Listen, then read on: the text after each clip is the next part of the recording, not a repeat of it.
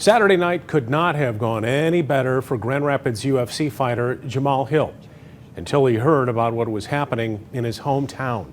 It was a night that put both he and his city in the spotlight and brought about two completely different emotions. Jack Doles has a story. Your winner by TKO and still undefeated, Jamahal Sweet Dreams Hill! If UFC fans didn't know the name Jamahal Hill, they should now. His first-round TKO of Klidson Abreu was one of the most impressive performances of the night on ESPN's UFC fight card on Saturday. With us being the first major sport back, you know, that's huge. That's huge that we're able to then to have it turn out the way it did. Yeah, it was perfect. Unfortunately for Jamahal, the win didn't get the attention it deserved in his hometown. It was overshadowed by the riot. It's heartbreaking that the things that had to happen to start a conversation for one, but I don't know, the destruction and the damage and things like that. Like, I don't want to see nobody lose their livelihoods or lose money, take food out of people's mouths and things like that.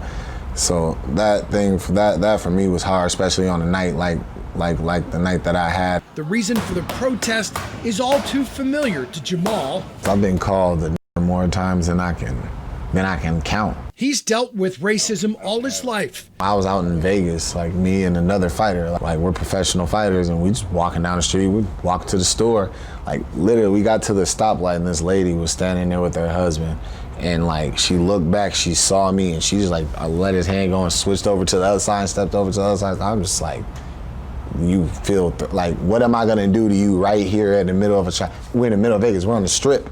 You know what I'm saying? Like, but it is what it is, you know? Jamahal hasn't been shy about sharing his feelings on social media.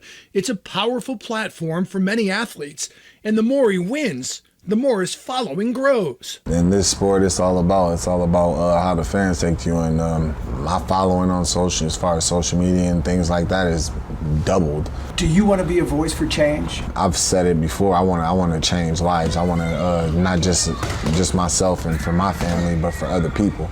And if that change is needed to be in another way, as far as socially speaking out and things like that, I mean, yeah. I feel like it's not just like my part, I feel like it's everybody's part. Whenever you see something wrong or you see something that's not correct or proper in a way that you feel your view on how the world should go and things like that, you should say something.